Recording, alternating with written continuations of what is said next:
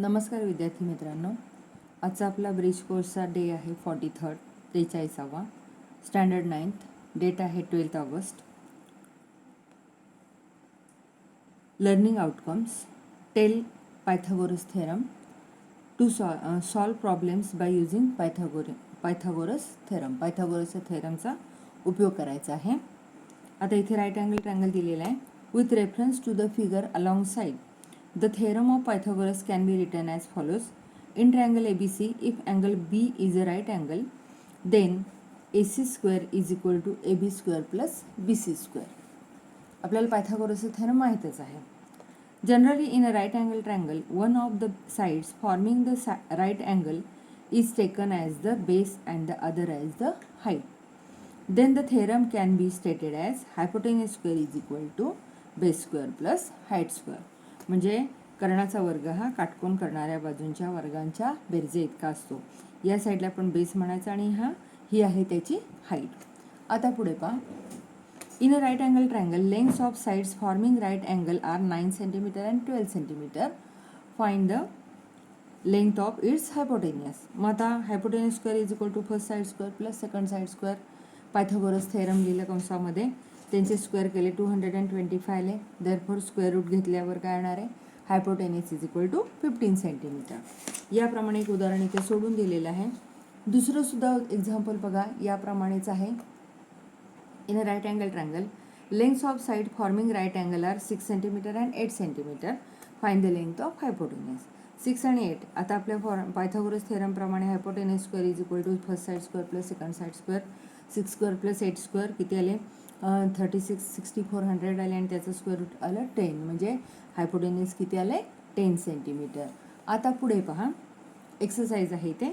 Which is the largest side of right angle triangle. Right angle ट्रायंगलची largest side कोणती असते? Hypotenuse. Hypotenuse. त्यानंतर दुसरा क्वेश्चन बघा. In a right angle triangle lengths of sides forming right angle are 11 centimeter and 60 centimeter respectively. Find the length of its hypotenuse. आता मी हे example तुम्हाला इथे सोडून देते. सेकंड एक्झाम्पल बघा. आता आपण डायरेक्टली सोल्युशन लिहूयात. सोल्युशन बघा. काय लिहिणार आपण? Hypotenuse square is equal to, इथेच लिहिते मी, hypotenuse square is equal to first side bracket square plus second side bracket square. कंसात काय म्हणायचं? Pythagoras theorem. Pythagoras theorem. आपण किमती भरूयात. हायपोटेनियस माहिती आहे का आपल्याला? नाही माहीत. मग इज इक्वल टू, एक साईड आहे 11 स्क्वेअर प्लस 60 स्क्वेअर किती आले? 121 प्लस याची टोटल आली 3721. मग हा कशाचा स्क्वेअर आहे? मग therefore hypotenuse is equal to 61 centimetre. Centimetre त्यामुळे सेंटीमीटर लिहिलेलं आहे. एक्झाम्पलमध्ये आहे त्याप्रमाणे. कंसात काय म्हणायचं? Taking square root of both sides. आता पुढचं एक्झाम्पल पहा. तिसरं. Decide whether 9, 12, 15 are sides of a right angle triangle or not.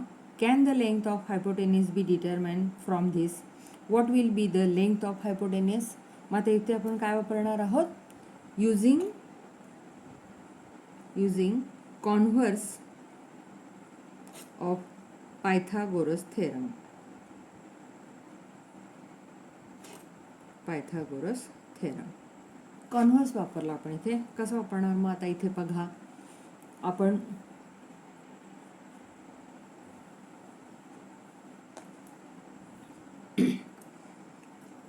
मग आता बिगर साईड कोणती आहे? 9, 12 आणि 15. मग बिगेस्ट साईड कोणती आहे?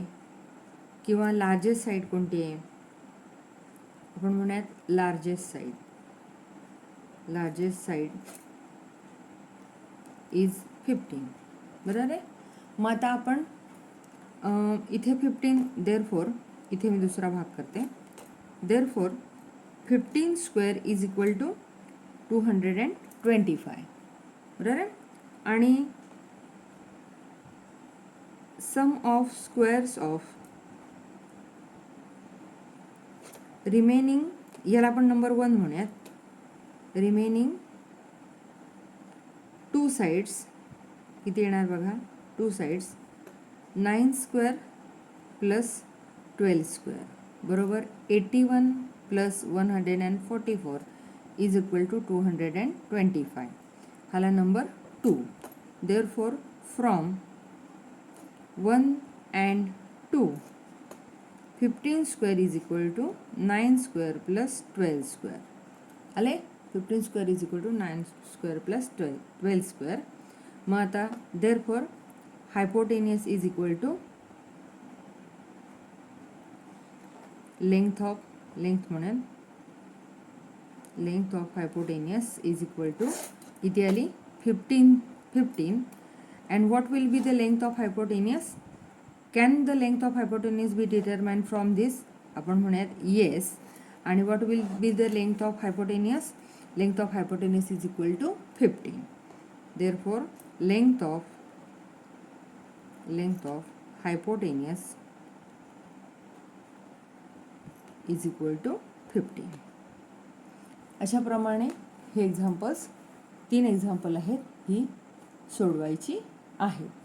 सोडवलेली उदाहरणं इथे खाली आहेत, त्याप्रमाणे ती उतरवायची आहेत.